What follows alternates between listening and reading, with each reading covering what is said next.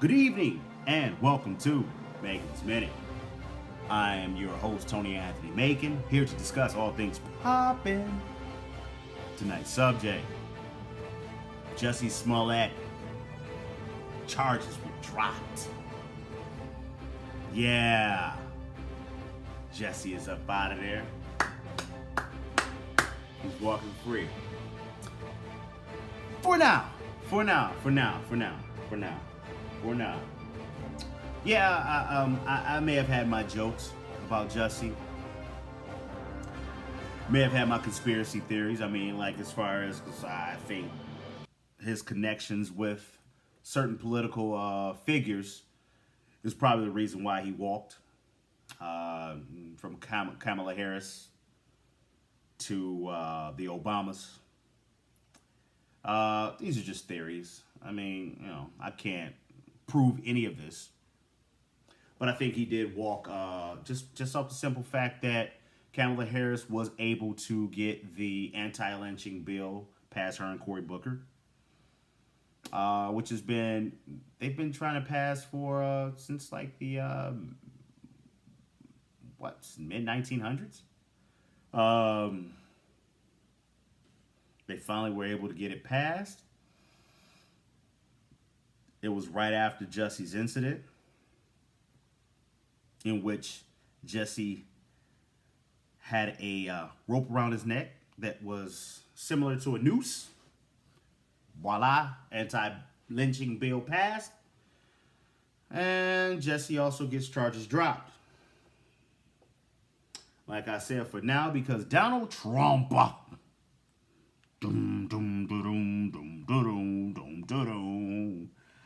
Donald Trump wants the FBI and DOJ to get involved with Jussie's case.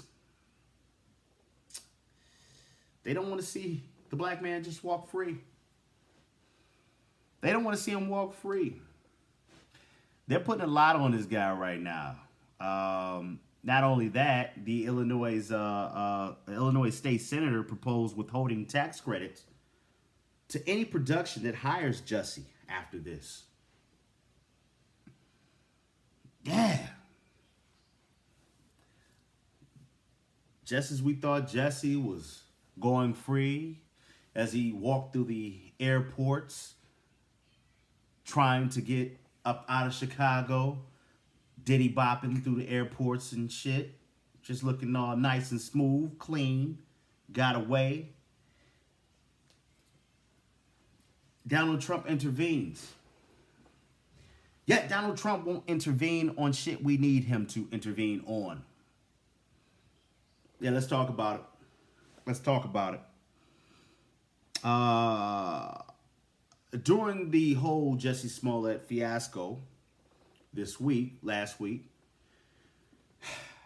there has been quite a few cases that should have been looked at by our president, or just us in general, that has kind of slipped up under the rug. There was a lot of outrage on Jussie getting his charges dropped, but I don't think I don't think people were focused on the right things as far as where their outrage should have been. Mark Jabin.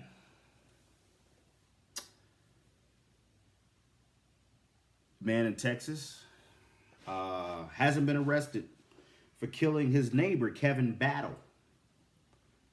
Mark Jabin, white male, has had an issue with his neighbor, Kevin Battle. Kevin Battle has filed police reports for harassment on Mark Jabin several times.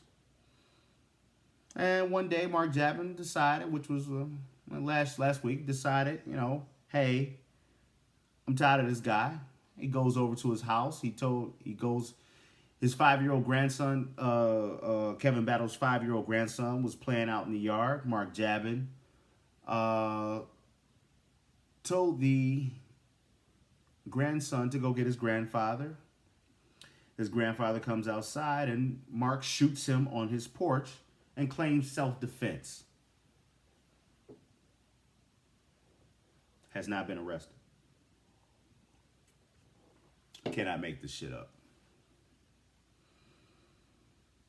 Austin Sheffield of Dallas, Texas, was only charged with a misdemeanor after brutally beating a black woman. Austin Sheffield, white male, was leaving work at a bar. And as he was leaving, a black woman, was riding down the wrong way of a street towards him. They got into an altercation in a parking lot nearby as she turned in the parking lot to try to go the right way. He turns in the parking lot with her as well. They both are in the parking lot. And they get into an issue. They had a back and forth of which they got out their vehicles. He got out with his gun drawn. She had no weapon. And he walked up to her with his gun drawn, and she was calling the cops. He smacked her phone out of her hand, put his gun away. She swung back, and then he proceeded to give her uppercuts and jabs, in which low-key she ate those punches, but he hit her like she was a man and kicked her phone. So not only did he beat her, he destroyed her property. Charged with a misdemeanor. That was it. And I think that was just because of the public intoxication, I think. I don't know. Continuing on, Michael Roseville, the white officer who shot black teen, 17-year-old Antoine Rose in the back, killing him, was found not guilty this week. Jonathan Aletta, officer in Florida, shot a caretaker of an autistic man, black male caretaker of an autistic man, after he was reporting to the scene of a call. Someone said that they saw a man with a gun, which happened to just be an autistic man playing in the middle of the street with a car, a toy train, I want to say it was. The black caretaker saw the cops arrive and tried to tell them that, what was going on with the situation, and tried to attend to the autistic man and wanted to let them know that he's okay. Please don't shoot, don't do anything. And Jonathan, the officer, panicked on the trigger and shot the caretaker. Caretaker lived, but he did shoot him. Not guilty. Found not guilty this week. Amber Evans, black activist in Ohio, was found dead.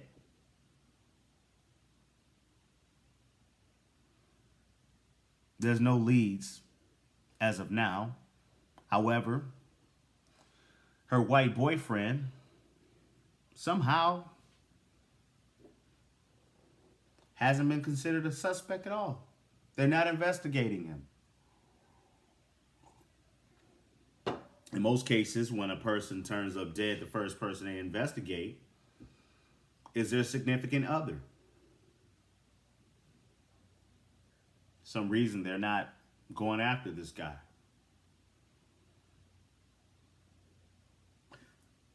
So I say this, and I ask,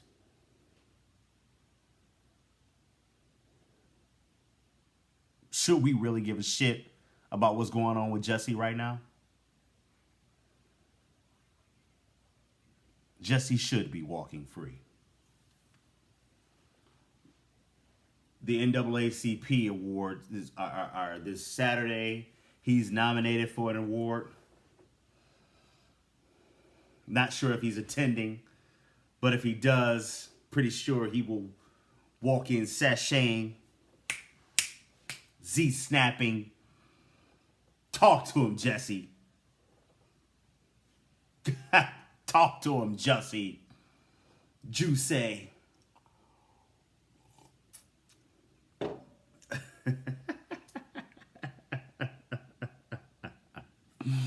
Oh, man. Yeah, man. I'm with Jussie on this one, man. Fuck it. It is what it is, man. Shit. OJ style, we get a win. Fuck it, let it be. Rock with it. Lean with it. Rock with it. Oh, man. Do want to say a little bit quickly about I was going to talk about Gary Owens. Gary Owens recently defended his wife after there was a situation at Delta Airlines. She was in line. His wife, Gary Owens' wife, is black. I'm pretty sure you know this because Gary Owens always makes mention of him having a black wife. But Gary Owens' black wife, she was in the line at, she was flying first class, Delta Airlines, and when they called her up, as they do, they call priority seating first. She was in line. The attendant asked her, was she first class? And she said yes. And then he continued on and didn't say anything to anyone else. So she asked, were you going to ask the guy behind me if he's first class? And they said no. So Gary Owens made a video calling out Delta Airlines. In this video, he basically mentioned how he has almost 3 million miles flying with them and blah, blah, blah, blah, blah, blah, blah, blah, blah. Don't treat my wife like this. He did what a man's supposed to do. Defend his wife. Respect. But people started, black women especially, started dig right on. Oh, he's invited to the cookout. No, he's not. They started talking white men defending black women. No, they don't. No, they don't. He defended his wife. That's what he was supposed to do. And I feel like lately there's been this whole thing about black men defending black women as if we don't, but we do. And I think people try to pin us against each other, in which we shouldn't, and it's just ignorance, being unaware of everything that's going on. Because if white men were protecting you, black women, they would protect you from white supremacy, and which they don't. You are also a victim of systemic racism. So cut the shit. Let's not be against each other. Let's be with each other in this instance. Because also Gary Owens plays the white card, plays the I got a black wife, I can be down card too often. Let's not forget when he had a back and forth with Michael Blackson, he used his wife to call Michael Blackson a nigger. He did a video in which he had his wife sit there and say, Michael Blackson, you are a black, and she would come up, nigga. It was so cringeworthy.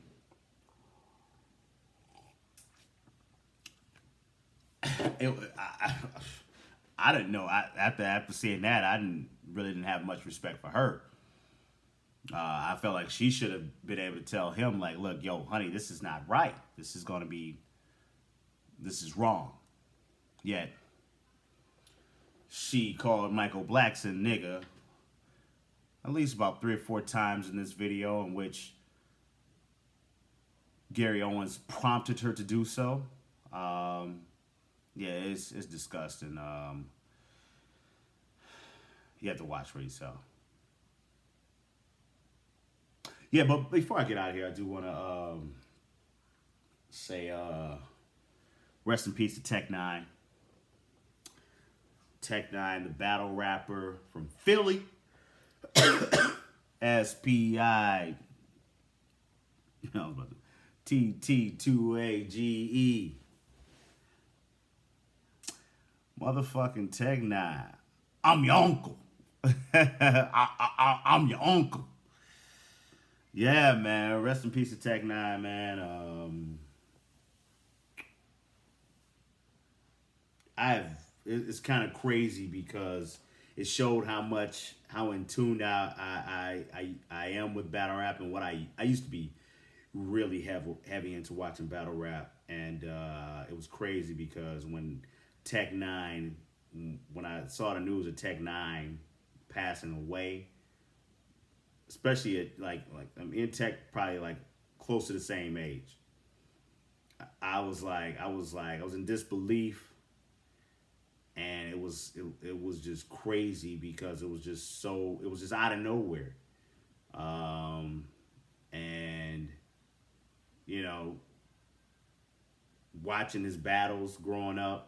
Well, shit, like I said, growing up, I was about the same age as mother, but watching his battles, and watching him on Champion with Jay Black. Shake my hand. Salute to Jay Black. But watching him on Champion with Jay Black, he was very, very entertaining, and was very hilarious. Funny dude, but it made me like realize like, man, I really love battle rap because when I heard about it, I shed a tear. I was like, wow, you know, it's crazy.